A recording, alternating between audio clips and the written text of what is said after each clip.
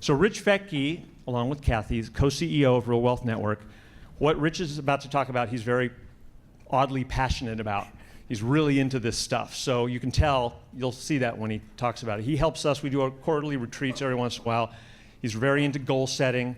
I'm in theory into goal setting, but like Rich says, if you don't write it down, it doesn't happen, which sadly I found to be true for about 45 years. So, you know, he'll talk about how you set the goals, what you want to do. So without further ado, Rich, why don't you kind of come up here and I'll keep talking about some of the other things. All right. He is the 21 years as of yesterday husband of Kathy, so congratulations for 21 years. Yeah. Big round of applause. Rich is also a master certified business coach, and he wrote a book, Extreme Success, with a color photo of a very corporate looking Rich Fettke. very trim and clean shaven and short haired. It's kind of a trip, actually. Licensed real estate broker and co-founder and co-CEO of Real Wealth Network, as I already said. So without further ado, take it away. Thank you, sir. All right. Big hand for Rich. All right. Good morning, everyone. Wow, I can't believe this is the 12th year that I've led the Focused Investor event. Started at a little hotel room in San Francisco with about 5 people. And look at this. This is so cool. I love it. All right. So here we are, 12th year. I love Zig's little saying here. People often say that motivation doesn't last. Well, neither does bathing. That's why we recommend it daily. So it's important. We need this on a regular basis. We have, as human beings, we have a built-in negativity bias in our brains, meaning we look for problems. And it's been great for us as we evolved over the 50,000 years, and it's kept us alive, it's kept us safe. We have to look for problems, look for that saber-toothed tiger that's going to eat us and destroy us, or someone from another tribe that's going to attack us. But today it doesn't really work that well, that negativity bias, because we don't have those threats. There's things we got to look out for, but most of the time, because our brains are so programmed to look for problems, we often don't look for the solutions and look for what's good and what's working. So hopefully we can do a lot of that today, look at the good stuff that's working. Here's my goal for today, for you to gain clarity and create a clear, simple plan that you implement, that's a key word there, for more joy, fulfillment, and real wealth in 2018 and beyond. So, met a couple people already that have attended. How many people have been at the Focus Investor event before? Okay, good. So maybe about 20% of the room. So cool, you're here, you're coming back for another bath, get a little more motivation, inspiration. So what we're going to be going through is this process where I'm going to be asking you a lot of questions, going through the process, and it's the same process I've taken my coaching clients. I was a master certified business coach for 15 years before we started Real Wealth Network, and so a lot of the lessons that I learned from my clients and that they use that I've seen work, I'm bringing it to you today. So hopefully that works for you. Because this is what we don't want. So many people walk around with their head in a certain place. And so let's not let this be us. Let's get our heads pulled out and looking around and know what's going on. So the year creation process, what we did earlier was a webinar, which I'll talk about in a second, but we wrapped up the year, did a year completion. So this is the year creation process. And the cool thing about this, it allows us to all slow down for a moment, to take the next 90 minutes and to pause and reflect on, what do I want? What's important to me? What's real wealth for you? Now, as you've been around Real Wealth Network for a little while, you know that to us, real wealth is having both the money, but also the freedom to live life on your own terms. So that's what we're talking about here. What's real wealth for you? Why invest in real estate? What does it mean? Why do you want cash flow? What is it going to do for you? So that's some of the things we're going to take a look at today. And as Ben said, we do the same process, a very similar process at our annual retreats. We get our whole team together. This was in Orlando, Florida a few months ago, wrapping up 2017. So we do this, and we've done it over the years. Here's Kathy in Sunset Beach a few years ago, laying out goals and plans. Ben looking very studious there, paying attention. And this is what we often end up with: notes, ideas, thoughts. There's a whole floor full of big, huge Post-it notes. So you're going to walk out of here today with a similar thing, but it's for you and for your life, to have you be a more focused investor. In the 15 years that Kathy and I have run Real Wealth Network, we've seen that the most successful investors are focused investors. And what I mean by focus is they're focused on doing what matters most, what's important to them. Later on, we're going to have Brian Scrone get up and speak about what matters most, talking about his 5Fs from friends, family, your fitness, your faith, your finances. So being a more focused investor, all this today has you be a more successful, more focused, and more on-track investor. So super excited about this. This is the key. The important thing is to never stop questioning. Thank you, Albert. So true. So I'm going to ask you a lot of questions today. A lot of questions, because I'm not the expert in your investing. I'm not the expert in your life. You are. I really see that. And so I see my role, my job today, if I can ask the right question to draw out the best answer for you, then I've done my job. So hopefully I can do that. This was supposed to be happening this last week. Kathy and I, as Ben just said, celebrated our 21-year wedding anniversary yesterday. So every year, because we got married in January, kind of a weird time to get married, but when we first did that, we're like, whoa, we can do an annual ski trip. So every year we do an annual ski trip. This year we went to Whistler. It was amazing. We got 2 feet of snow over the week, got tons of fresh powder. But I was really excited about Kathy trying heli-skiing for the first time. Going up in a helicopter, getting dropped off on a mountain peak, and coming down with fresh, untracked powder, just digging it up and loving it. I'd done it a few times with friends over the years, and I was excited for her. I knew she had the skills. But she had that little voice saying, I'm not ready. She was nervous about it. She was scared. And still not ready. So she's not ready here yet, right? So I was all excited, and Kathy has a way of willing what she wants, and somehow she willed the weather to come in and ground the helicopter, so we couldn't go. But we turned it into a learning experience, into a growth experience. So we went out, and Kathy, we all have this little gremlin in our head. Sometimes it's a big gremlin. It tells you, you're not enough, you can't do it, your friend failed, your friend screwed up, someone else tried this over here, you hear the stories, and that gremlin's like, bah, bah, bah, bah, bah, saying all this inner voice, inner dialogue that we don't need. So a lot of what today is about, and just like Kathy, it's like trying to quiet that little itty-bitty shitty committee that's in her head. Quiet it down, calm down, you've got the skills, I know you've got this. And so we did several runs in the powder, and she tried new skill development, everything. So that's kind of like what today is too. Bringing that, moving the gremlin over there, so you can check him outside the door, and then just looking at today with possibilities and optimism. So here's the process. We've gone through the first part of this. The observe is what we did in the year completion webinar, where you wrapped up your year. It's looking at what worked, what didn't work, what did I learn. Then the process that we're going to start with today, we're going to go over the 3 arrows there: envision, strategize, and implement. Envision, strategize, and implement. Those are the 3 main focuses we're going to have today. Envisioning is looking at where do you want to go. Strategizing is coming up with a strategy of how you're going to get from where you are to where you want to be. And then implementation is taking action, self-discipline, motivation. So we're going to hit on all these, but we're going to start with the looking ahead and where you want to go. So who did the year completion webinar? Did anyone attend that? Show of hands.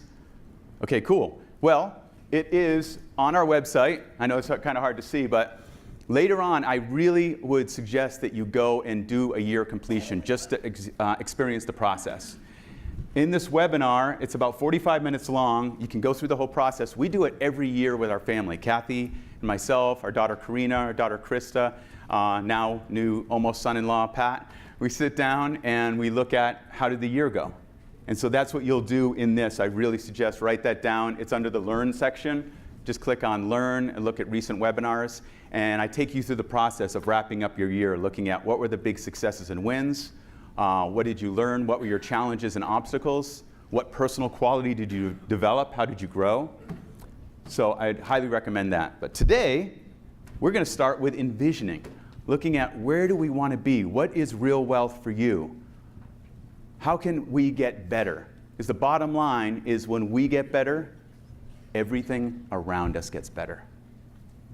Think about that. Whenever you get better, doesn't everything around you get better? So that's what we're about here, is developing that and growing it. So envisioning, if you see on your handout right there, What is a vision? You know, it's what we're doing is we're tapping into this part of the brain. It's our RAS, our reticular activating system. It's this bundle of nerves at the base of our brain and our brainstem that we've had forever. Animals have it too. Well, we're animals. But basically, it's that filter that sorts through all the amazing amount of information that's coming into this computer, and it filters it out, and it looks for the things that are most important to us. It's why when you can be in a crowded room like this, everyone's talking, and all of a sudden you hear your name, and it alerts you. Or you hear a new word, you learn a new word, and all of a sudden you're like, that word starts showing up everywhere.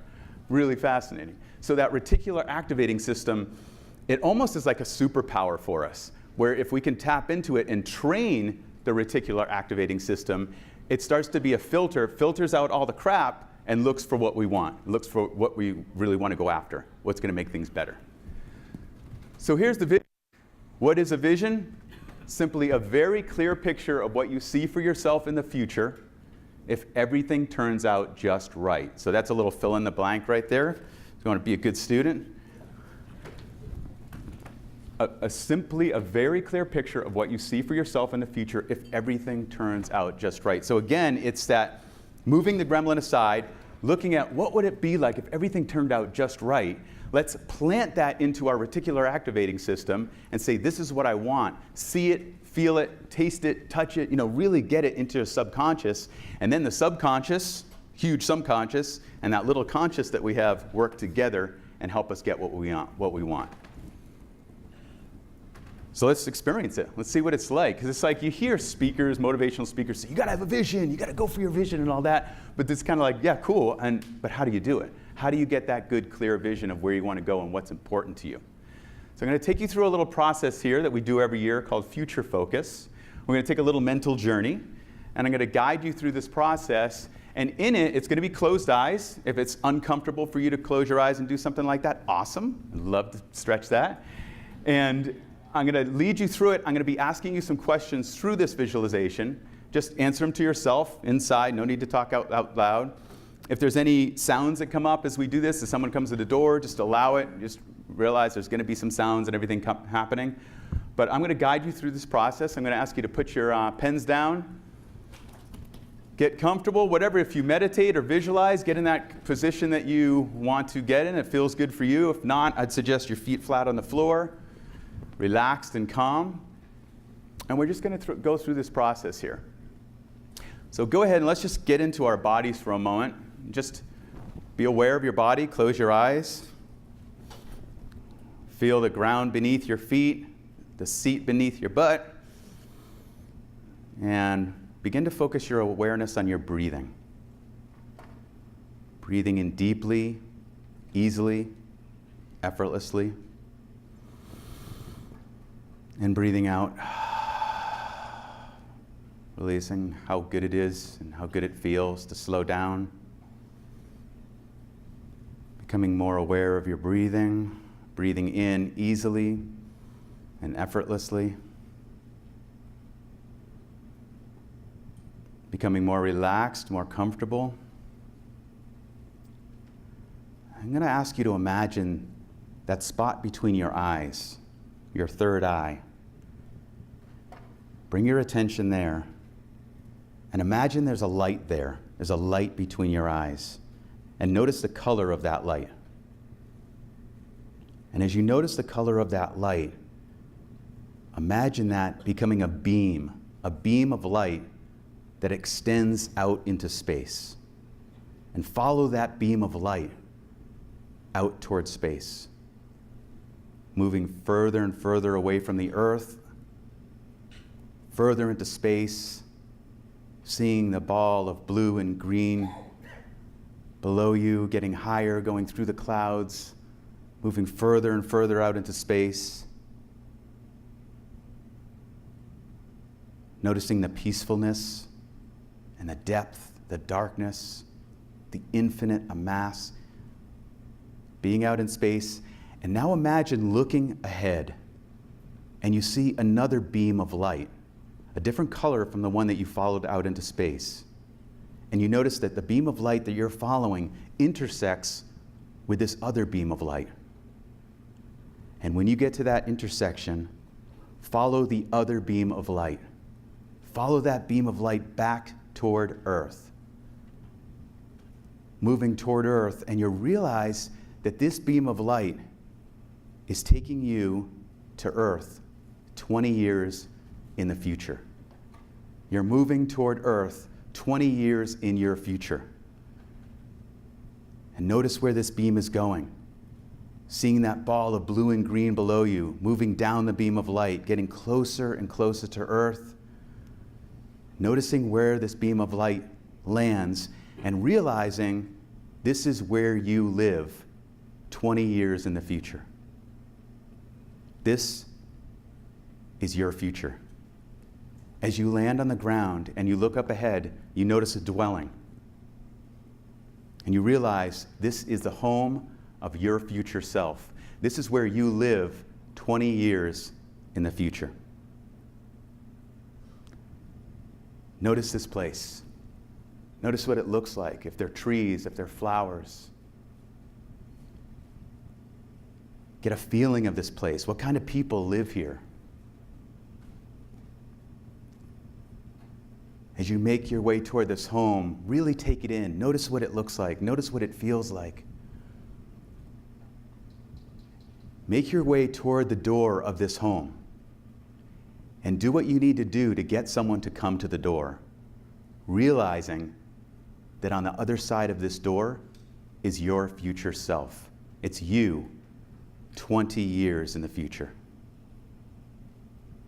As the door opens, notice this person, your future self. It's you in 20 years. Notice how your future self welcomes you and greets you. Take a look at this person, your future self. Notice what they look like. Look into their eyes. Get a sense of their wisdom, their vitality. Notice what your future self is wearing.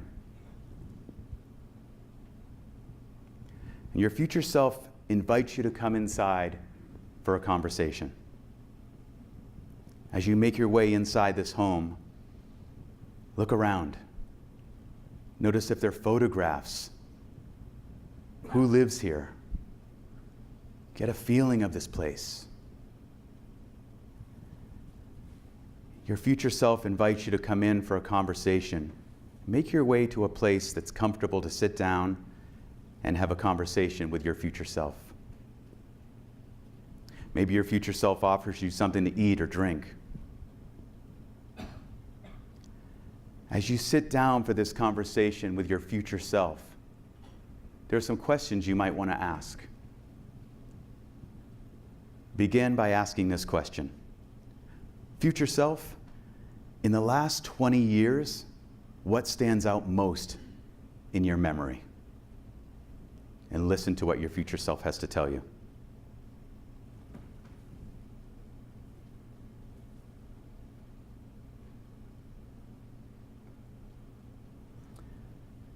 And now, ask your future self,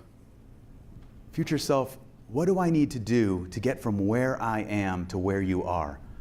What would be helpful for me to know to get to where you are? And listen to what your future self has to tell you.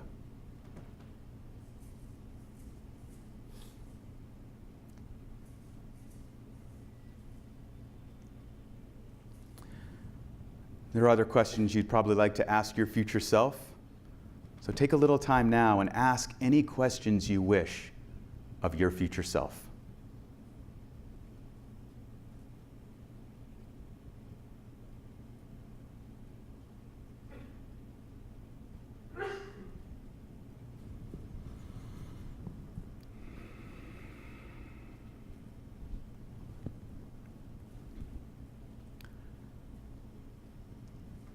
Now, it's time to go, but you realize you can come back to this place anytime.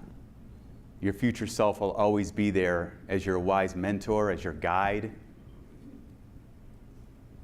Make your way back toward the door as your future self follows you.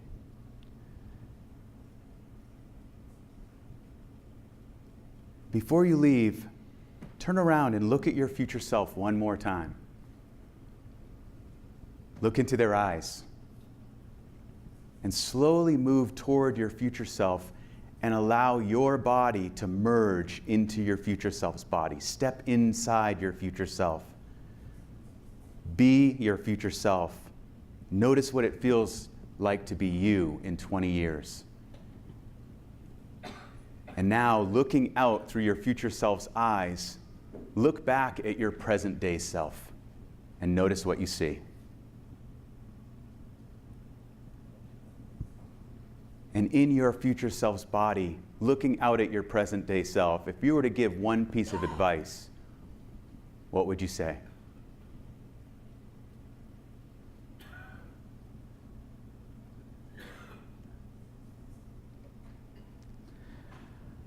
Go ahead and say goodbye to your future self and notice the way your future self returns your farewell.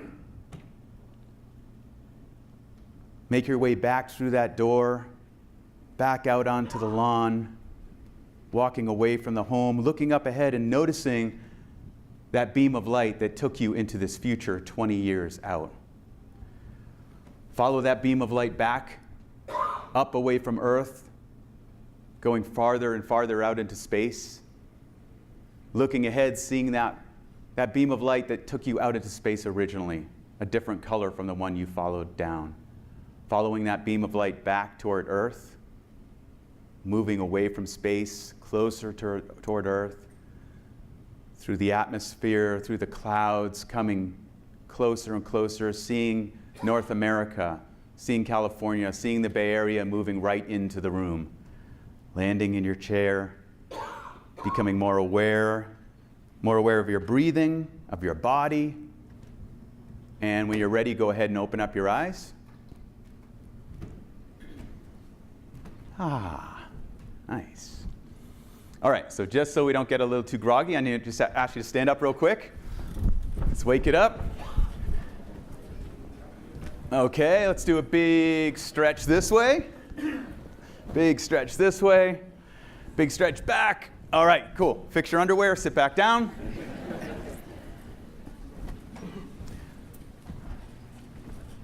Future self.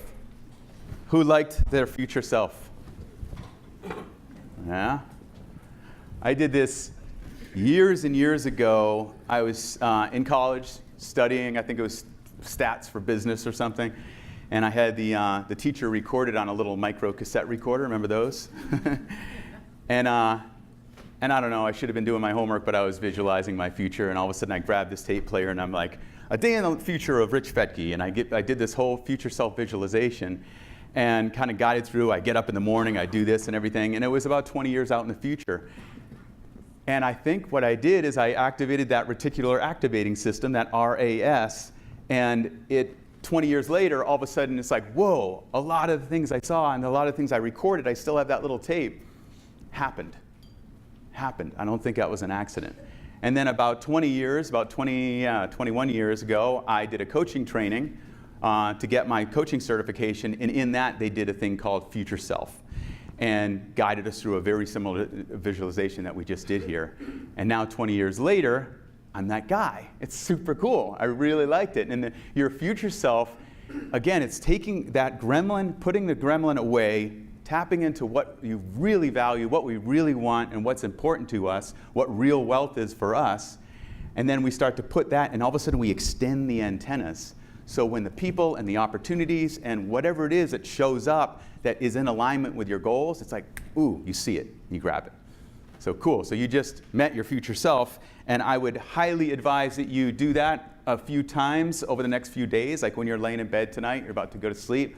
Close your eyes, follow that beam of light out, follow the beam of light back. You can do it a year from now, 5, 10, 20, 30, whatever's going to work for you, but you get to see some insights. Really cool. So that's future self. So now let's get down what you saw. So when you saw your future self's home, what did you see? Write that down. There's a spot, I think there's something on there. You can jot it in the back. But your future self's home is. So finish that sentence. My future self's home is, and just kind of describe it.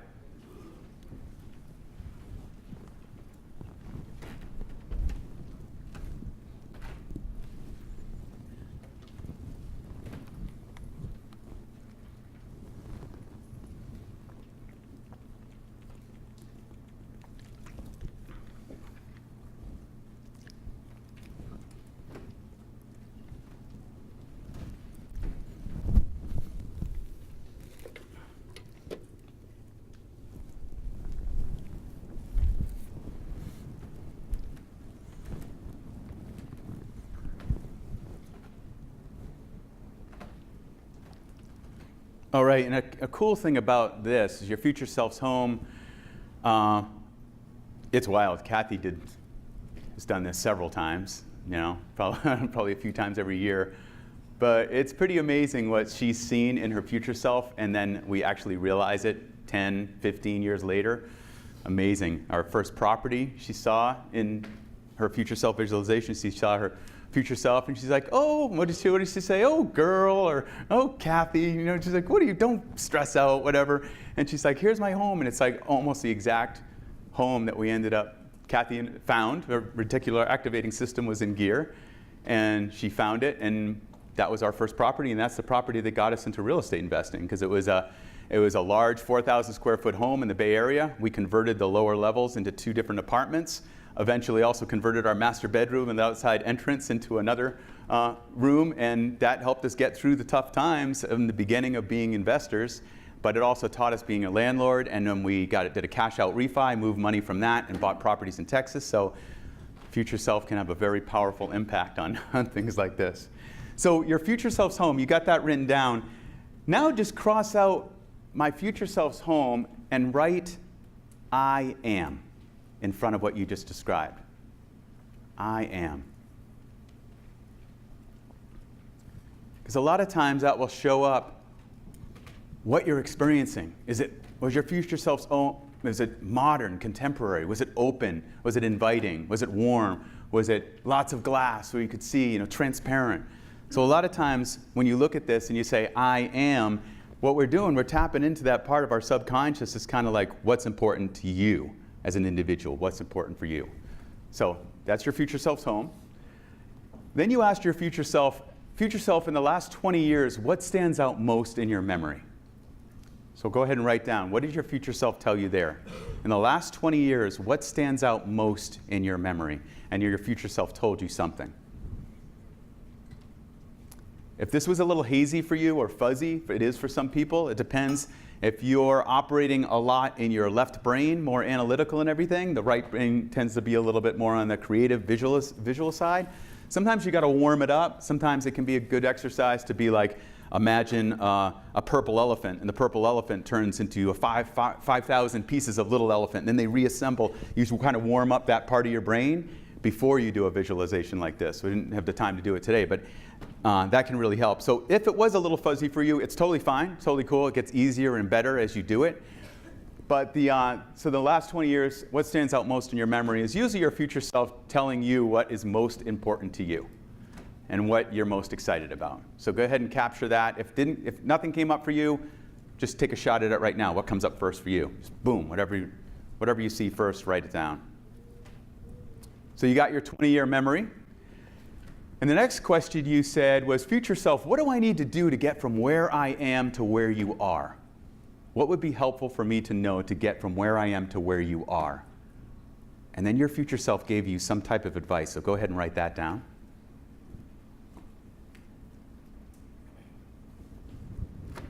All right, so what do I need to do to get from where I am to where you are?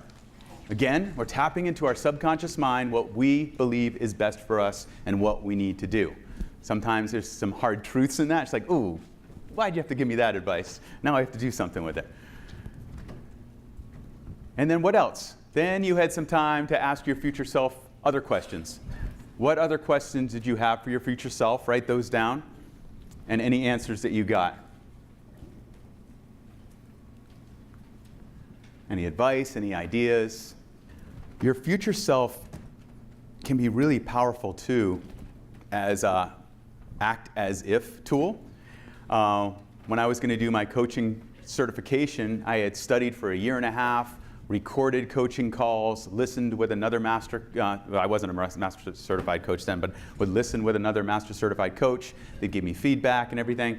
And then at the end of the whole year and a half, we had to take an in-person exam in front of a panel of judges, and I had to sit there with one person and coach them for 15 minutes. And if I did it right, pass. If I didn't do it right, fail.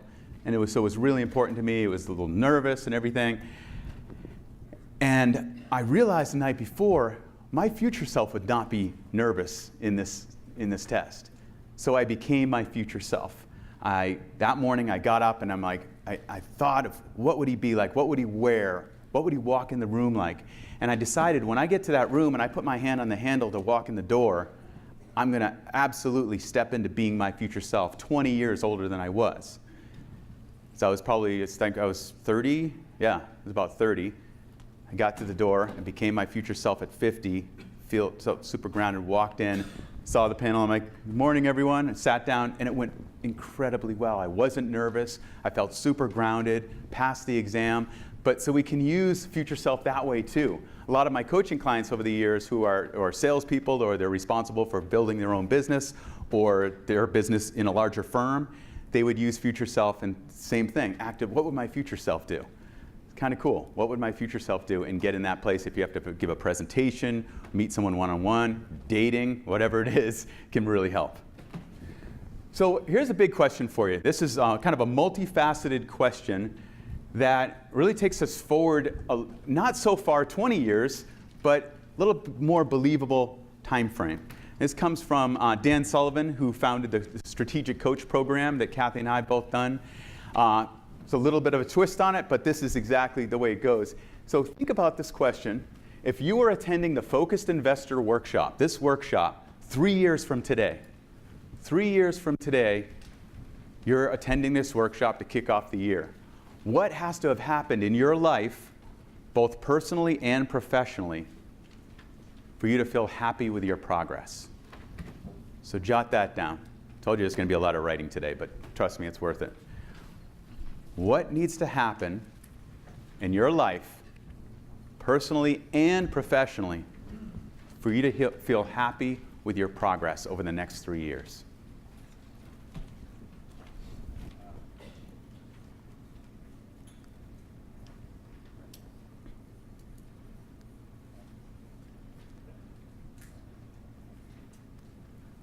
And again, we're in the envisioning stage, envisioning. Where do you want to go? Where do you want to be? Who do you want to be? And we're going to look at the strategy after this.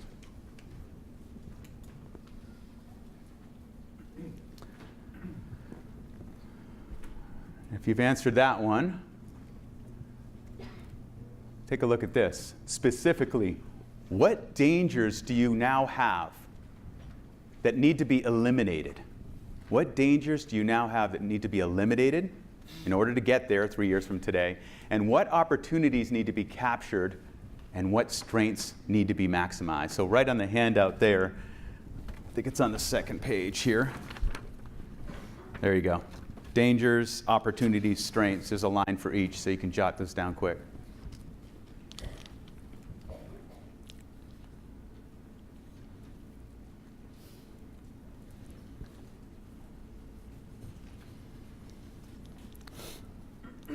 And on the top of the page where it says, if you are attending the Focused Investor Workshop blank years from today, just in case, just don't want to get home and say, how many years was it? Just a 3. Okay, we're going to move along, and I know I'm not giving you a ton of time to write these things down, but again, you can come back to this later, jot it down. We're videoing this so we can watch the replay later if you need to. But this is like, if I were to give you this homework as a client back in the day when I was coaching, usually you'd be talking about 3 or 4 hours of homework, working on yourself, working on your life, and you'd come back and have a lot of clarity. And it's a really powerful process. I've had my own coach over the years, different coaches, and seeing what my clients have achieved through getting clear and coming up with a good strategy, it's pretty mind-blowing. All right, so now looking ahead 1 year. Here we are, less than a year, 2018, amazing. So have you really given some thought yet to what you want this year to be about? And that's going to be the main focus of today, is 2018. How can this be a year filled with fulfillment, joy, success, growth, improvement? So what do you envision for 2018? Just vague, just quick things, whatever comes up. What do you see happening this year? What do you see happening for you as a focused investor? So this helps us as investors. It doesn't matter if you're an investor now or going to be, but it also helps you if you're a homemaker or a business owner or a leader or a parent. All these same tools are phenomenal to help our kids, to help our customers, whatever it may be, and to help us. So you got what you basically, the rough idea of what you want for 2018. What do you want this year to be? Getting really clear on that. Dr. Tal Ben-Shahar has the #1 most attended course at Harvard University. And the course is on happiness. Not on business, not on law, on happiness, the most highly attended course in all of Harvard's history. And what he researches with his students is happiness. Duh. So in his book, Happier, one thing he's discovered is that to be happy, we need to identify and pursue goals that are both pleasurable and meaningful. So instead of just saying, I want to be happier, it's like, how do you do it? How do we increase our happiness and joy? And that's it. Having a clear goal, where you want to go. And one of the things I love that a metaphor he uses is climbing a mountain. And if the goal is the top of the mountain, and you're like, that's my goal, that's where I want to be, if you're so just driven, focused on, when I get to the top of the mountain, I'll be happy, or that's where I want to be, and then I'll be happy, it doesn't really work for us, right? We want to enjoy the journey on the way there. But not having a goal at the top of the mountain and just kind of meandering around the base of the mountain randomly will not bring us happiness. Maybe for a little while, but it won't give us this happiness. As human beings, we're teleological beings. The Greeks call it teleological, having a target.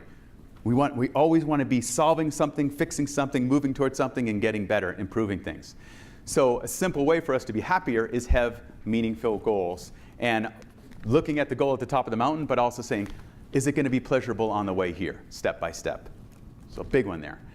So that leads us into, so we just went through envisioning, got clear. We kicked in our reticular activating system, so now you've just planted some seeds in there. You've actually been your future self. You've seen what it feels like to experience that. You saw where your future self is living, what you visualized there, the feedback, the 20-year memory. So we went through the envisioning piece. So now we're moving into strategy. Moving into strategizing about, so how do we get, if we get that at the top of the mountain, now how do we get from here up to the top of the mountain and have it be a good time on the way there? So balancing life, that's really balancing life right there. Looks really fun. This is about balance not being static. You can't be balanced. We're balancing, right? We're always moving. If you're standing on one foot, you're always making little corrections, sometimes big corrections. And that's the way our life is. And so taking a snapshot of where we are right now is a powerful tool in that, because we can see, do I need to shift over here a little bit? Do I need to shift over here? Where's my attention, and where am I putting my time and effort? So Brian's going to hit on this with his system, which I love, with the 5 Fs, and looking at, are you really putting the time and energy and focus into it? This is a great snapshot that's going to lead into Brian's program, where you can take a look at some of these major areas, the 10 major areas I see in our lives. So in this, what I want you to do is grab your pen, and this is 100% based on your level of satisfaction. Not what society says, not the way it should be, or whatever it is. It's just, how satisfied am I in this area of my life? So go ahead, I'm going to take a little time right now and go around and choose one of those areas. See, look down right now and see what ones pops out to you first. And now give that a rating, 0 to 10.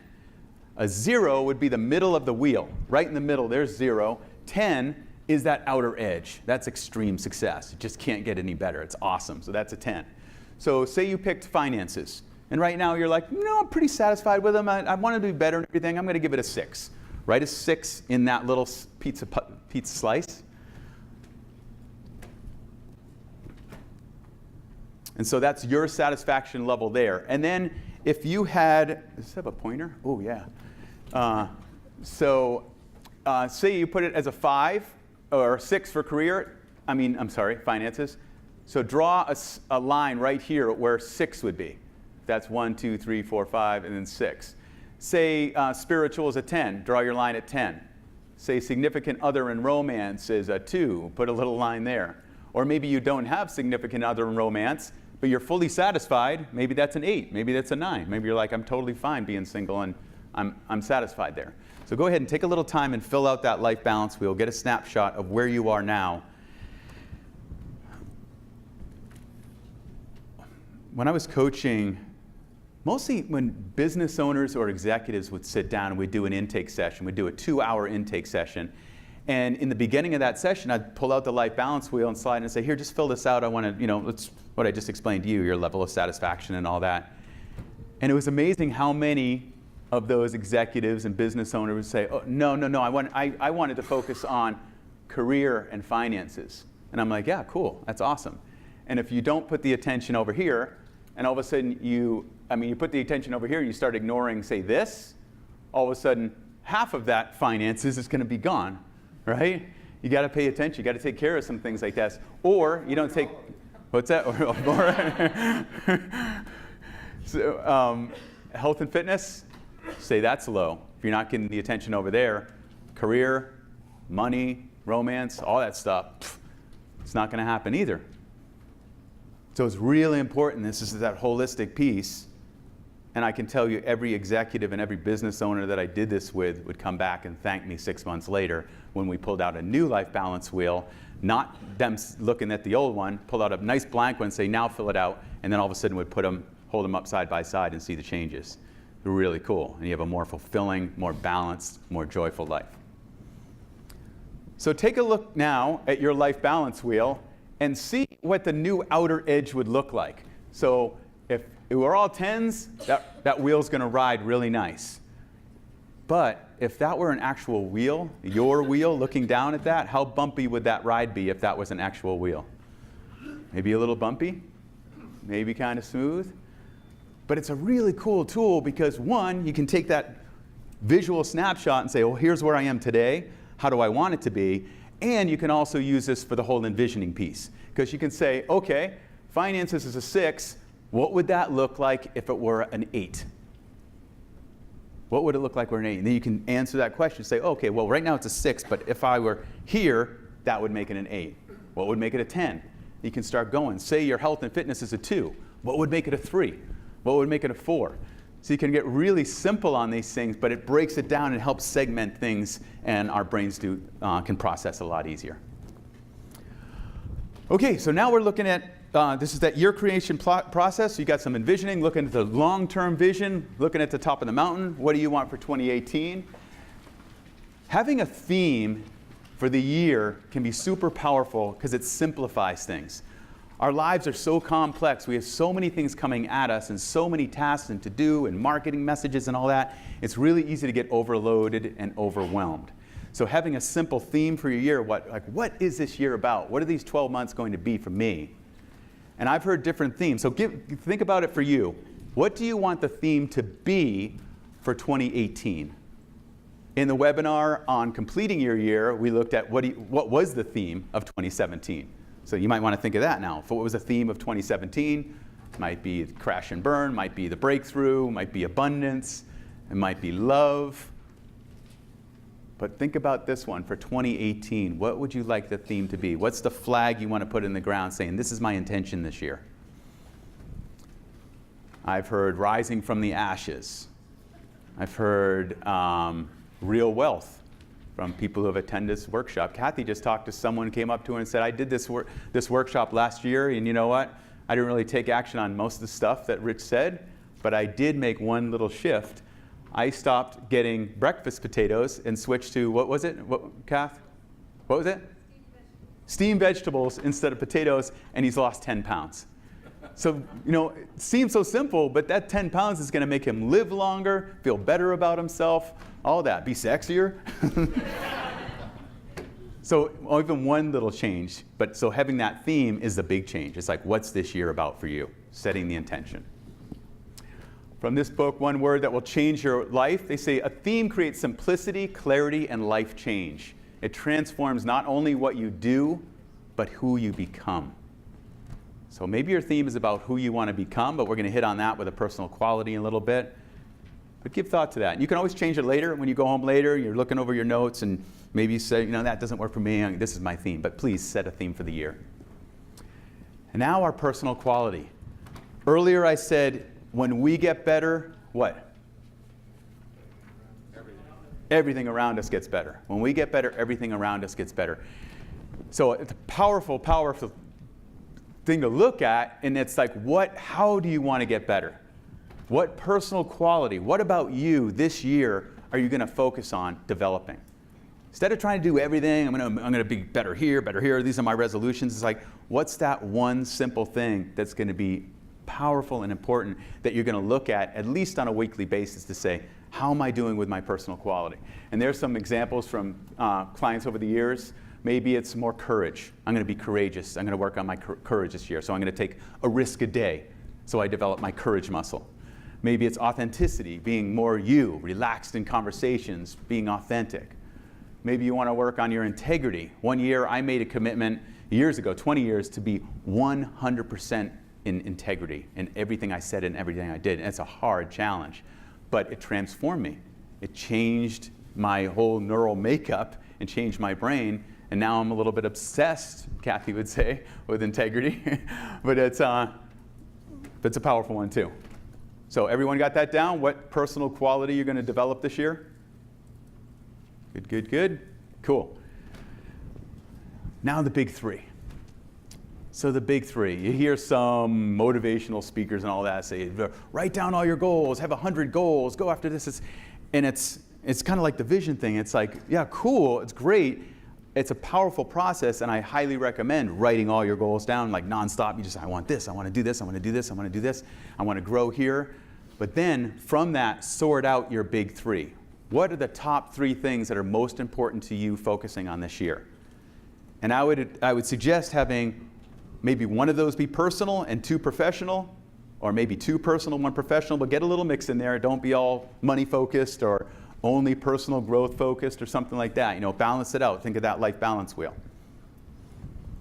So your big 3, the cool thing about the big 3, it's using the rule of 3. The rule of 3 comes from writing or speaking. It's been around for hundreds of years. Most plays or movies or stories, you know, it says 3 characters, there's 3 parts. Our brains process it well, and the reason why is because the amount of combinations that our brains can hold. And after a bunch of different research and surveys and studies and everything, they found out the human brain can effectively really only hold 3 items easily. Once you add a 4th, it gets a lot more confusing because the pattern 3 is the smallest amount, lowest number where you can have a pattern. When you have 3 things, you can combine them 6 ways. And then when you have 4 things, all of a sudden you can combine those and create a pattern of 24 different ways.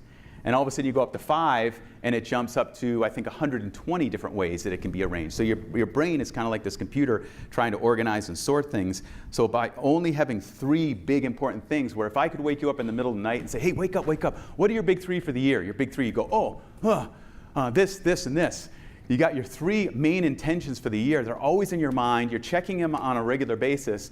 But it also activates, again, the reticular activating system, so you're aware of those opportunities that are going to help you with your big 3. So the way the big 3 works, and this is from Gary Keller, founded Keller Williams. It's the largest real estate company in the world by agent count. So he started up, a little scrappy startup, and now look what he's grown. But in his book, the one thing he said, when everything feels urgent and important, everything seems equal. We become active and busy, but this doesn't actually move us any closer to success. Activity is often unrelated to productivity, and busyness rarely takes care of business. Powerful statement, lights and nods, yeah. So that is what the rule of 3 is about. It's like getting clear, and he even says boil it down to the one thing, which I think is great too. It's like, and of those 3, we'll look at this, what's the most important? So write down just whatever comes up for you for your big 3 for the year. What are the 3 big goals, 3 big outcomes that you would like to achieve, or how you want to grow in 2018? The next 11 and a half months, less than that, 11 and a quarter months. And once you have these clear, you got your big 3 for the year, and we do this at Real Wealth Network. Our whole team, those retreats and everything, we boil it down. What are our big 3 for the year that we want to accomplish? And then each department breaks off. Our big 3 is this. And then each individual on each team in the company says, these are my big 3. And they're held accountable to those big 3, and they're paid, and their performance is tied to that as well. So it all wraps up and ties together, but we keep it simple, and it keeps moving us forward. And it really has helped Real Wealth Network grow to where it is and become an Inc. 5000 company the last 2 years in a row. Mind-blowing. Love it. Love it, love it, love it. So you take your annual goals, there's your big 3, and then the process that I've seen work really, really well if you want to not be overloaded, overwhelmed, feeling like there's so much to do, like Gary Keller said, not feeling that busyness, but be more grounded. Then you take your big 3 for the year and you boil it down. You say, okay, this quarter, and we do this at Real Wealth Network as well. We do it as a family, boil it down. From the big 3, so goal A, what am I going to do for goal A this quarter? What's going to move me over the next 3 months ahead for goal A for my annual goal? Each month you say, okay, what am I going to do this month? Over the next 30 days, what can I do toward this quarterly goal? Then you take a look at each week. You start your week and you say, okay, what's this week about for me? What are my big 3 for the week? Simplify it. What are the big 3? If I can't get to anything else this week, what are the big 3 that would really help me move in the direction of my goals and dreams? And then you start your day, wake up in the morning, whatever. I have a thing I call my master plan. It's a 3-ring binder. I've had it for years and years and years. I have my goals for the year. I have pictures of what I want, pictures of what I have. So I'm really grateful. I got pictures of Kathy and our kids and trips we've been on. It's like, it just fills my mind with inspiration and motivation. But each day I flip that open and I look at, and we'll look at this in a little bit, but I have a little form, I call it my self-coaching form, and you review that in the morning and you say, okay, if I can't get to anything today except for 3 things, what are those 3? What are my big 3? So you see how it feeds in. You know the only way to have a masterful, amazing year is to have a masterful, amazing days. So it all boils down. You take your daily into your weekly, your monthly, and your annual. It just simplifies the process and it moves us in the right direction. So as you look at those big 3, hopefully you have some down, or a bunch. You could write a whole bunch of goals down if you have 6 or 7 or 8, and then later on you can asterisk or underline the ones that you really care about most. What do you want to create? What really matters? Just some of the things that you want to put that through a filter of like, what brings you joy? So not just setting a goal that's like because it's a should or a have to or I've always wanted to do this, but I don't really want to do it. So it's like, what's going to bring you joy and what excites you? So just kind of putting your goals through that filter. And then finally, a real powerful one. There's been a bunch of research done at Stanford University over the last few years about people who are successful when they take on goals or resolution and people who are not so successful when they take on a goal or a resolution. And what they found is they break these groups into, say, 500 people here, 500 people here. And these people, they say, what's your goal? And they say, okay, great, go for it. And then this group, they say, what's your goal? And then they say, what obstacles do you think you might come up against? What obstacles? So that's the obstacle piece. So thinking about those obstacles ahead of time, the group who looked at the obstacles had almost an 80% higher success rate of achieving their goals than the group who didn't in the beginning. It's wild. So the people who thought about, my goal is losing weight. It's like, great, okay, so what are the obstacles? And they got clear on that. That way, when that obstacle comes up, you're like, oh, I was ready for this. I knew this was going to happen. And you shift and you know what to do when that obstacle comes up. So jot down quickly next to your big 3 for the year. You got your big 3 there. And then take a look at what obstacles might come up for those big 3.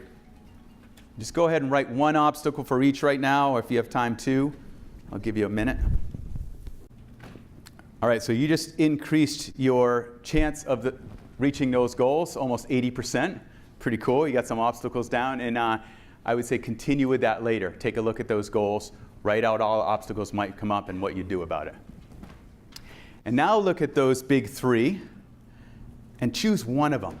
What's the one goal, if you accomplished it, would have the biggest positive impact on your other goals?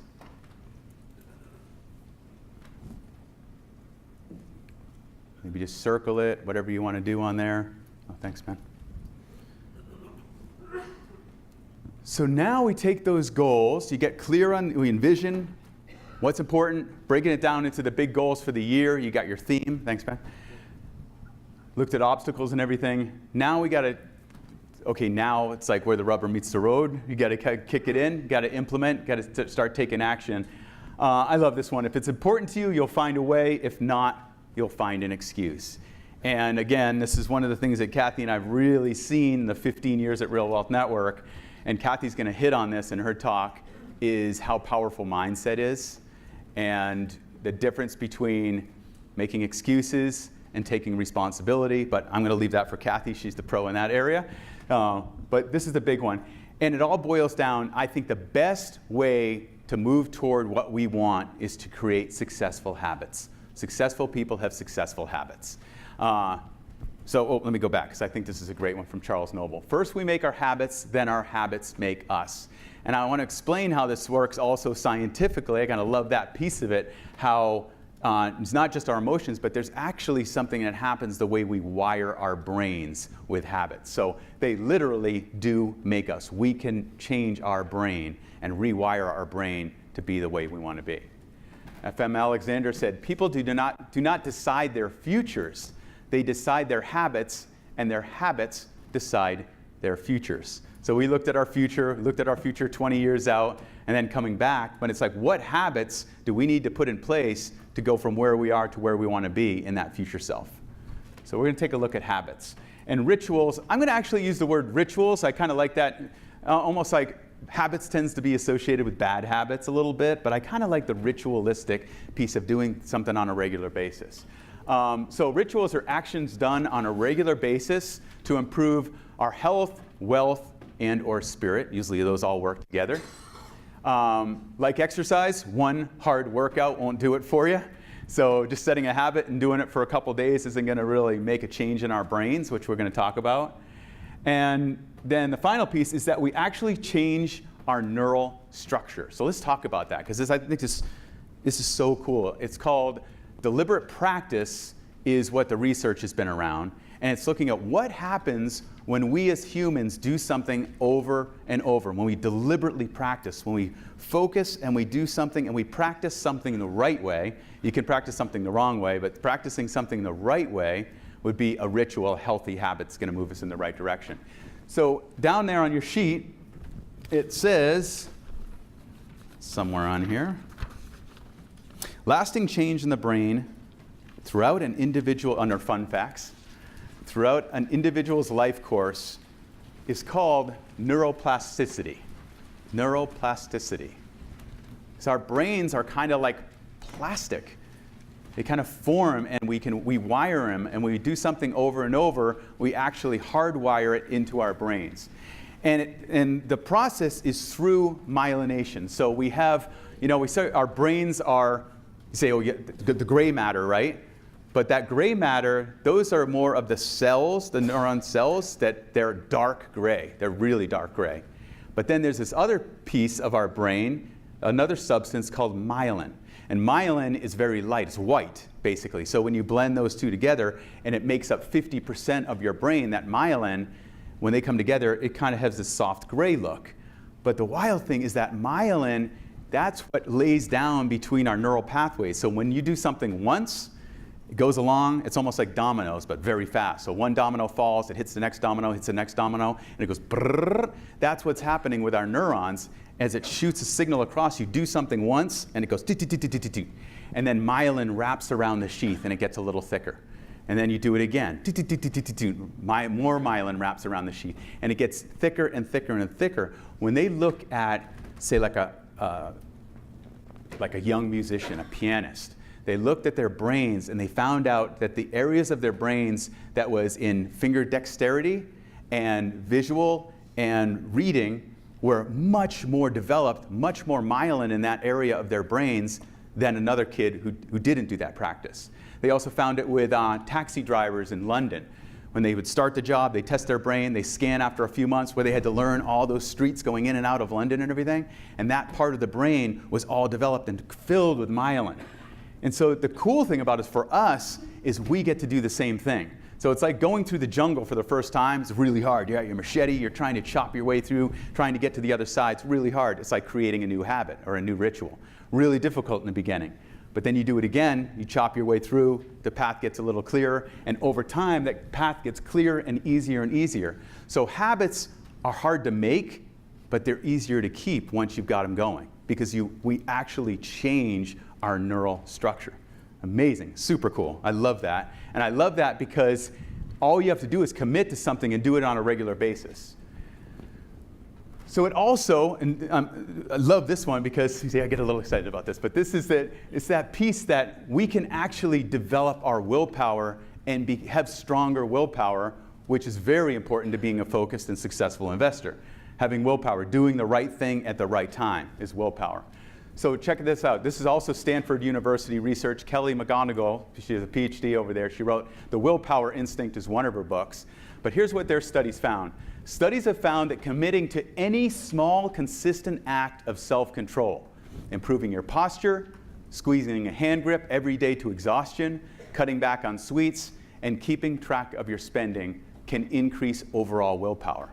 And while these small self-control exercises may seem inconsequential, they appear to improve the willpower challenges we care about most, including focusing at work, taking good care of our health, resisting temptation, and feeling more in control of our emotions. So the neat thing about that is that, again, that's laying down the myelin. So every time you do something that takes self-control, I have this ritual that I do every morning, and I dislocated my shoulder and tore my rotator cuff about 1.5 years ago. I was scheduled for surgery, talked to someone who said they overcame it through physical therapy and everything. I canceled my surgery. The last 1.5 years has been a daily discipline of things that are not fun to do, doing these weird shoulder painful exercises that burn. And now, about a week ago, I did 15 push-ups with 0 pain, which blew me away. Can't believe it. So now I can surf again, I can climb again without pain. But it was really hard to do the shoulder exercises in the beginning, and now it's like if I don't do it, something feels wrong. It's like, what's missing here? So think about that for you. Whatever that habit might be that you want to improve, you can actually lay down your myelin, make a neural pathway that's like really easy, and it will become a habit. You're just knowing that it's going to be hard in the beginning. So that's a lot of crunches. It's a lot of crunches. 455,000 crunches, 34,550 push-ups, and 19,950 burpees. So burpee jumping down on the ground, then jumping up in the air, clapping your hands. Seems brutally hard, and it's not something that I would want to do, but it is something I want to do. I met this guy, Hans Florin, many years, probably 15 years ago. Hans has held the record on the nose of El Cap, climbing that almost 3,000-foot climb. Takes most parties 3 to 4 days to do it. Hans had the record with Alex Honnold, the free soloer guy you probably see on 60 Minutes and everything. They set the record up that in 2 hours and 23 minutes. Amazing. So Hans is my age. He's 54 years old. He's always pushing his limits, and he measures and tracks everything, and I love that about him. I wasn't obsessed with tracking things until I met Hans, but he measures everything time-wise. How fast can I wash all these dishes? How fast can I get my house cleaned? How can I, he's obsessed with it, a little too much. But it's led him to be, a top world-class climber. He won gold 5 years in a row at the X Games in speed climbing. So phenomenal in all the things he does. He holds the record on climbing the 14,000 peaks in California in the fastest amount of time. All these records. But Hans challenged me one day. He said, hey, what do you think about doing 100 crunches a day for 100 days? I'm like, it's a good challenge. I'll do it. We'll do it. So we held each other accountable. We'd check in. And we did it. We made 100 days. And he goes, what do you want to do? You want to keep going? I'm like, absolutely. So we kept it going for a year. And then a couple years later, I'm like, this is so cool, and we keep checking in. I'm going to add 10 push-ups to that. I'm going to start doing 10 push-ups a day. And then a few years later, I said, I'm going to also add on doing 10 burpees a day, because I saw that consistent daily morning ritual of getting up and making those things happen got my blood going. It was like that from McGonigal's book, Creating Willpower. So saying, I don't feel like it, but I'm going to do it anyway, all of a sudden, that part of my brain, I'm laying down myelin and developing this part of my brain. It's like, it's made me a more disciplined, focused person. So that is the way it worked out. 100 per day since 2005. That's when Hans and I did the first challenge when we started. Hans is still doing it today. He still does the 100 crunches a day. The push-ups, I started to do 10 a day in 2008. And then in 2012, which I kind of am mad at myself for making this commitment, and I started doing 10 burpees a day, because the 10 burpees is the hardest part of it, but it makes things better. So think about that for you. Brian Tracy, let me read this one. Good habits are hard to develop, but easy to live with. We know why they're hard to develop now. Bad habits are easy to develop, but hard to live with. The habits you have and the habits that have you will determine almost everything you achieve or you fail to achieve. Big one. Look at that. So let's talk about habits. Let's talk about rituals. What about you? Who has rituals that they do on a regular basis that, you know, to take some willpower, some discipline? Good, okay, maybe about half the room. Cool, so you know how to do it, you've done it, you've seen the results and the benefits of it and everything. And we, in a sense, we all have rituals. You know, if you floss your teeth daily, that can be a ritual that's good for your health. If you, one of my favorite ones that one of my clients came up with, he calls it driveway time. His ritual, whenever he comes home from work, he turns his car off and he sits in his car for about 5 minutes and he thinks about, what kind of dad do I want to be? What kind of husband do I want to be when I walk into the room of my house? I mean, into the door of my home. So cool, simple ritual, you know? So for you, what rituals would add more health, wealth, and happiness to your life? Write down 1, 2, 3.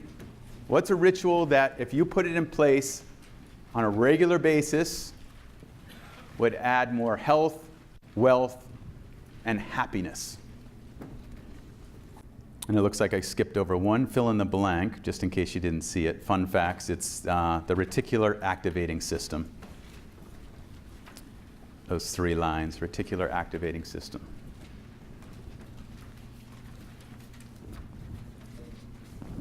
So here's some examples of some rituals that I've seen, that I've used myself, or my clients have shared with me over the years.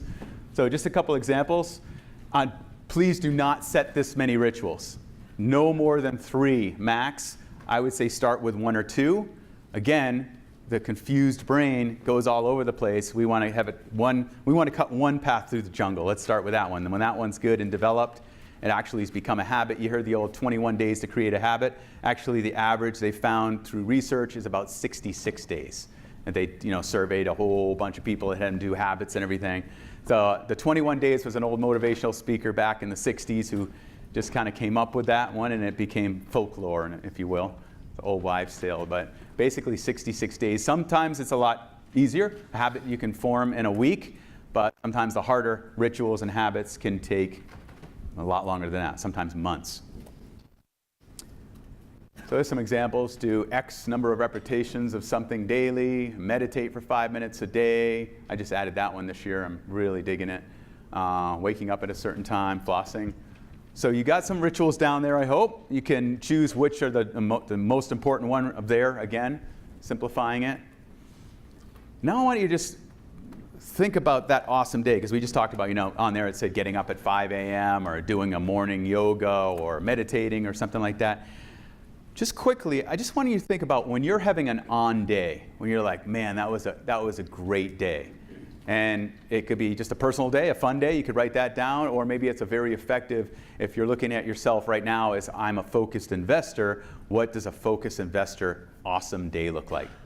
So take a moment now and just jot that down real quick. Like, when would you get up in the morning?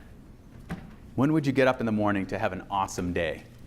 And what would you do? The first thing after you wake up, what would you do if you were having an awesome day? Because, you know, we all have those awesome days and you're like, I was on fire, this is great, this is the way I want to live. And then we have those days over here where we're like, man, what happened today? I did a lot of email and you know. So it's kind of like taking a look at what to put in place to have an awesome day, and you can have more awesome days and it leads to a more awesome year. So what are some of those rituals? For me, getting up at 5 is an awesome day. Starting right off, having a cup of coffee, and then going right into what I call Yoga Plus, which is yoga, my shoulder exercises, the burpees, the push-ups, all that. And then it's sitting down and reviewing my master plan, looking at what are my big 3 for the day, setting those 3 intentions, looking at what's my theme for the year, what's my personal quality, what do I want to develop, all that stuff. And then it's blocking off the first 3 hours of the day to focus on real deep work, using my unique ability, not busy work, stuff that I'm passionate about and something that I'm good at and something that's my greatest contribution.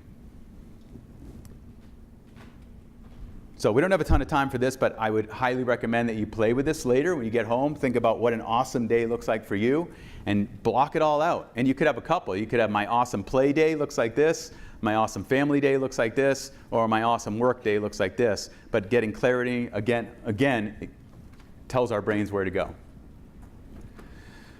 All right, so we looked at envisioning. We looked at some strategy. We are in the implementation phase now, talking about rituals and habits and how to do that. So it's moving from, because all these ideas are great, and I don't want to be those speakers who is like, take my advice, I'm not using it. I don't want to be that type of speaker. So all this I'm trying to constantly reinforce and apply to myself and use it. So ideas without action are useless. Thank you, Helen Keller. So true. So let's talk about taking action. And it's not about motivation. Jocko Willink is a U.S. Navy SEAL, highly ranked Navy SEAL, inspiring book. But this one just hit home for me. Don't count on motivation, count on discipline. What's the difference, right? Count on motivation, difference. The difference that Jocko says, and I think it's amazing, is that motivation, if you're like, I'm going to do it when I'm motivated. If you're hungry, you're not going to feel like it. You're not going to be motivated. If you're tired, you're not going to motivate it. You're not going to feel motivated and everything. So he's like, don't count on that motivation. Count on the discipline that's going to move you ahead. That's why coming up with the habits, the rituals, the big 3 for the day, the big 3 for the month, all that comes into the kicking in the discipline piece.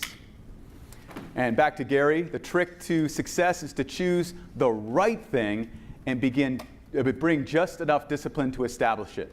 That's it. That's all the discipline you need.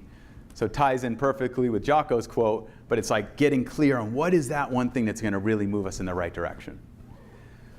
So this is my little anal thing. This is my morning ritual. This is a page right out of my master plan. So I got my little self-coaching form that I fill out each week. And then I've got these little check boxes, just like being back in school when you get a gold star or a check mark. You feel, I'm a good boy, I did a good job. But it works. It works. It works for kids. It works for adults. So I have my little line up. So I got Yoga Plus 7 times. So if I do it, I put a check mark. If I don't, I put a little X. Floss 7 times. Easy thing. If I don't track it, I tend to blow it off, which is lame. But tracking it makes it happen. What else do I got in there? 5 minutes of meditation, morning review and planning. So I actually check off when I've reviewed my day and I've planned and everything, and I just do that 5 times a week. I take weekends off. Review, sort, and organize. That comes from David Allen's book, Getting Things Done. Taking a time during your day, just taking a slot where you just kind of, you look at your to-do pile and you put in maybe a half hour of just, you make a commitment. For me, I do a Pomodoro, which we'll talk about in a second. But I do 25 minutes of focused reviewing, sorting, organizing. As much as I can get done in 25 minutes, and it keeps that to-do pile from getting too giant. Feels a lot better. And then I track it, and then at the end, when I check in, I have a success partner or a coach. Sometimes it'll be a success partner like a friend or a colleague that I share this with once a week, or if I'm working with a coach at the time, I'll send it into my coach. But then that's my results of rituals from last week. So yoga 7/7, floss 6/7. So if that floss said 2/7, my coach might say, so what's going on there? What's happening? What got in the way? And it helps me just learn about what worked and what didn't work. So then there's also this, full disclaimer, I've only tried this once for a week, but I found it when I was researching and getting ready for this talk. But there's an app right now called Today Habit Tracker. So if you're more of an electronic tracker, it's really cool. I started to use it. It works on an Apple Watch, works on your iPhone, Android, whatever. And you can just set up whatever you want your habit to be. And you can see they're not too different from the methodology that I've been using with my clients and I've been using personally for years. It's just a digital, but they got the weeks. And all you have to do is just tap on it, did it or not, and you can track it. So if you're in the digital thing, it's kind of a cool one. And then this is the weekly review. I would do it the same day each week. I like to do it Monday morning early. Some people like to do it Sunday night. Some people like to do it to wrap up their week on a Friday night. But it's really simple. You might want to take a picture of this screen, but it's just how my week went. Just a quick little journal entry, really simple. It's how my week went. Here's what worked. And the cool thing, you'll have 52 of these at the end of the year. And when you go back to do your year completion, you're like, what was this year about for me? What was it like? You can flip through and you can say, a year ago, what was my week like? And you're like, oh, I was going through that. I remember that. But it's like a little tiny journal or diary in a way. But it keeps it consistent. Instead of like, if you keep a journal and you tend to blow that off for several weeks or several months like I've done in the past, having a consistent daily little thing where it's just, I have to write one sentence, that's fine. Successes and wins of the week, always important to be grateful. It's one of the most powerful ways to be happier is to be grateful. And it's also a great way to attract more of what we want. So that's successes and wins, what worked. Results of my big 3 from last week. And then setting the intention, these are my big 3 for this week. So it's really simple, just boils it down. It's the big 3, but it keeps us on track and it keeps us moving toward what we want. J.D. Asajian, you may have seen him on Flip This House. They were like the original Flip This House crew. He's in a company called Fortune Builders and CT Homes. But I met J.D. He came and spoke at a Real Wealth Network event many years ago. And we were just talking after, and then I ended up flying out to New Haven, Connecticut, where they used to be. Now they're in San Diego. We just really hit it off, and he said, hey, would you share some of this coaching stuff with me? I'm like, absolutely. We'll be like success partners, and I'll coach you. And I used to coach him every week, and then it went to every 2 weeks, and now once a month we do a coaching call. But look what JD said. I just think it highlights what he did and everything we're talking about here today and how it all ties in. He said, getting my real estate broker's license had been a goal of mine for over 10 years when I started to work with Rich as my coach. So 10 years, he'd be like, this is the year I'm going to do it. This is the year I'm going to do it. In 10 years, it didn't happen. He was getting so frustrated. He said, we devised an action plan with an outcome in mind. We set a goal for when I would take my state board exam timeline. From there, we designed a simple monthly, weekly, and daily action plan with rituals based on my work schedule and what I needed to study. And today, I'm grateful to be a licensed California real estate broker. So I love his commitment to it and what he did. And it's everything we're talking about here. He's kind of like got clear on what he wanted, came up with an action plan, boiled it down into measurable timelines. And he said, on this week, I'm going to be done with this book. On this week, I'm going to be done with this book. And this week, I'm going to take the exam. So really cool highlighting that. So that's kind of, we've gone through a lot of the process here from the envisioning into the strategy into the implementation. I want to share some tips and tools that I think work really well to have us all be more focused investors, more effective investors, blah, blah, blah. I mentioned this book before, Getting Things Done.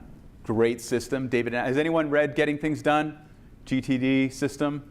Yeah, about 15 people. So great book. I do a lot of books on audio tape, so I got the hardcover so I can reference it, but I listen to most of these things on audio.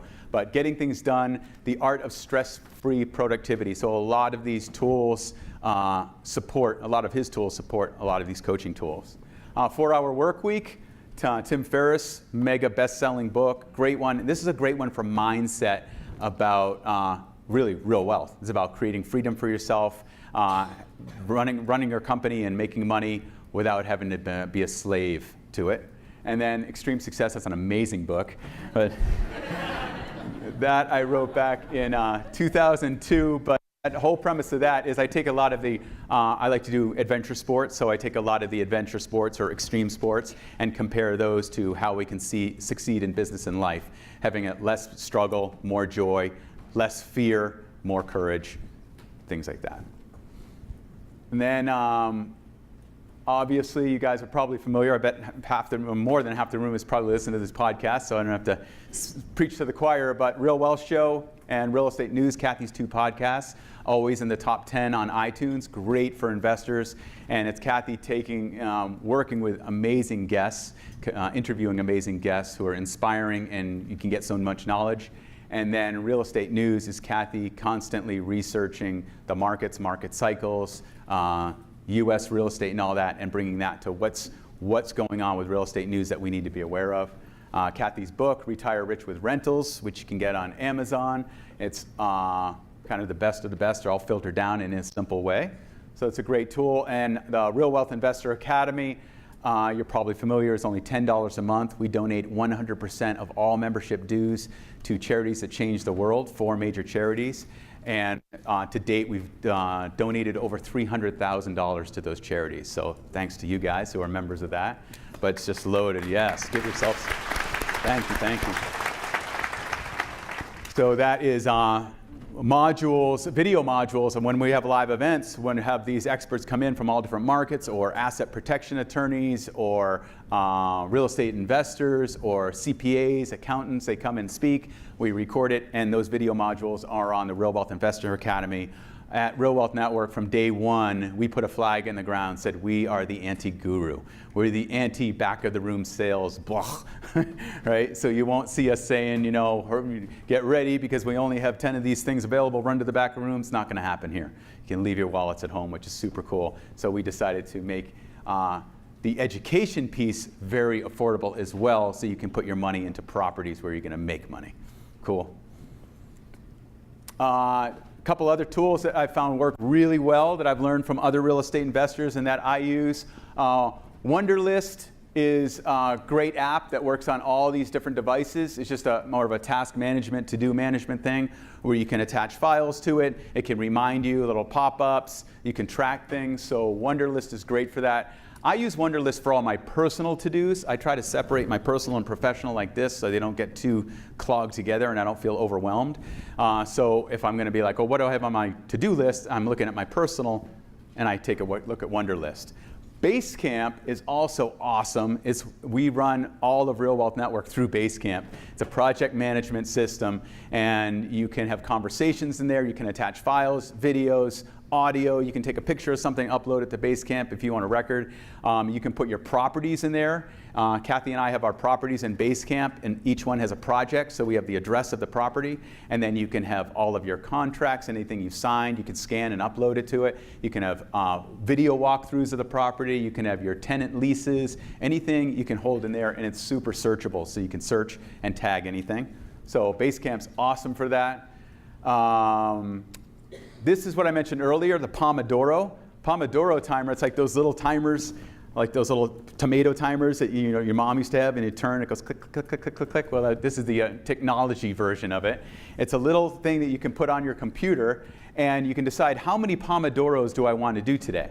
A Pomodoro is 25 minutes of focused effort on one thing. You close your email, you close your social media, you have no distractions, you turn your phone off, you say, I'm going to focus on this for 25 minutes and nothing's going to distract me. And it's basically what they found is like basically the human mind can keep its attention for about 90 minutes and then it starts to fade, like it might be starting to happen now and here.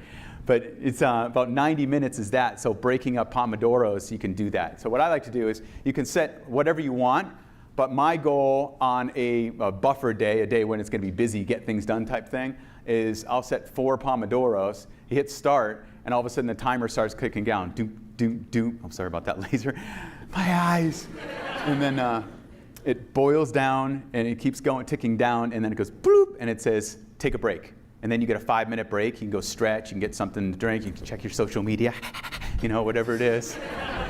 And then it goes, bing, get back to work comes up. And then you start going back to work. But you get, whatever it is, whatever you set, you can say, I want to do 2 Pomodoros a day. But when I was talking about my to-do pile, the review, sort, and organize, that I'll set a Pomodoro timer, and I'll be like, okay, I just have to dig into this to-do pile and not let something put me down the rabbit hole. Evernote, kind of similar to Basecamp and Wunderlist. Some of you may already use it, but that's great for just organizing and tracking notes and all that. Lynda.com, kind of like the Real Wealth Investor Academy, but it is very affordable, and it has courses on everything. If you need to learn as an investor, you're like, I really don't understand Excel that well, or numbers for Mac. I want to learn more about that. There's courses that take you step by step through the whole thing, video modules. So great learning resource. I've learned so many things through Lynda. We already talked about Today Habit Tracker. And then finally, the Whole Life Challenge. Since we're talking about holistic approach to success here and life, the Whole Life Challenge, just started today. You can still get in on it. By the way, I don't get any affiliate fees or anything for mentioning these things. They're just things I've used and love and people have told me about that are great. Whole Life Challenge is a six-week program that about 100,000 people do now. I think they've done it for 12 years. It was the founders of a CrossFit LA, and they ended up selling that business because Whole Life Challenge took off so fast. It's a 6-week program where you track your eating. You get to choose a program, a real entry-level program that could be simple like just cutting out sugars and wheat and bread and pasta.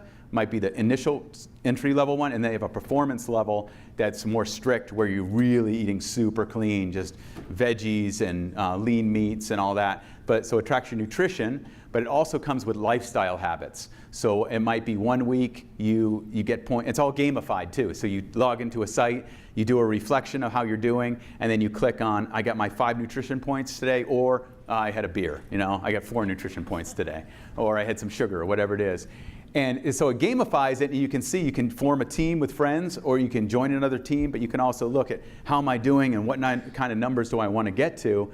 But there's also 1 week might be a lifestyle habit of meditation each day. The next week, and you get 5 points for doing that each day. The next week might be gratitude, thinking about what you're grateful for, 3 things a day each day. And if you thought about what you were grateful for and you wrote down 3 things you're grateful for, you get your points for that.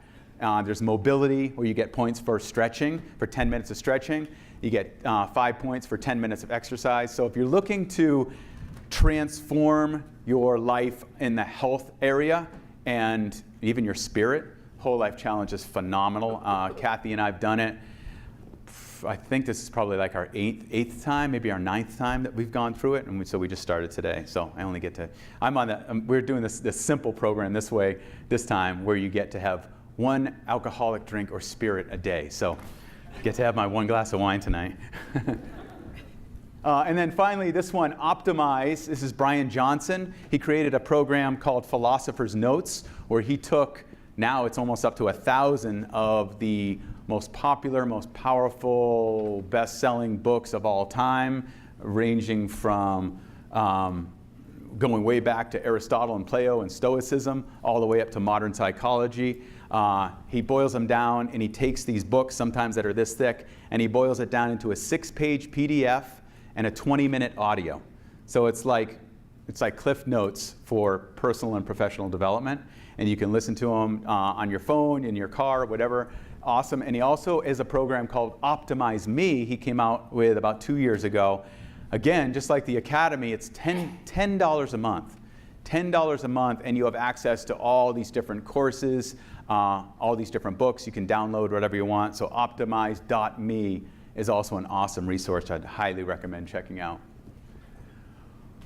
All right, so the process we've gone through now, we've gone through envisioning where we want to go, strategizing how to get there, putting a plan in action, kicking it in implementation. When you get out of here, you have some success habits and rituals that you're going to do on a regular basis. And then come back, I would say in about a month, you want to observe. I mean, each week you're going to observe, how did my week go? What were my successes and wins? What did I learn? Did I do my big 3? So there's a little observation piece each week, but also a year from now, we'll be wrapping up the year and we'll be observing how your 2018 went. And I just want to share finally when I had this big moment of clarity and I was a little boy. I was 8 years old, and our family used to go to this place, Mount Monadnock, up in New Hampshire, and there was a lake there and everything. And every year we would go there as a family. It was my grandfather's camp. And I have an older brother, 4 years older. His name's Rob, and a younger brother, Steve. He's 4 years younger. So I'm 8 years old, and I'm with Rob, and we walk down to the lake this one summer, and we walk into the water. We're playing and stuff, and stand in the water. I'm about belly button depth, for Rob it's like here. And we're looking at the lake, and all of a sudden Rob goes, "Hey, Rich, it's time for you to make the swim." And I'm like, and I know what the swim meant. There was an island that seemed like it was miles away. It was probably a couple hundred yards, but there was this island across the lake, and I'd never swam. I was scared. I always thought about, there's a giant snapper turtle under the water, seeing my legs kicking. He's going to pull me down or something. So I'm getting super nervous. I'm looking at this island, but it's that little brother, the older brother. You got to accept the challenge and everything. All of a sudden, it's like the water around me starts to get warmer, if you know what I mean.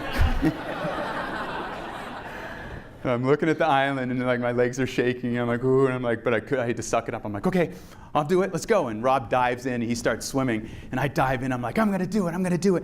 And I'm just giving it all my gut. I'm just thrashing away, swimming as hard as I could. I got this. I'm scared.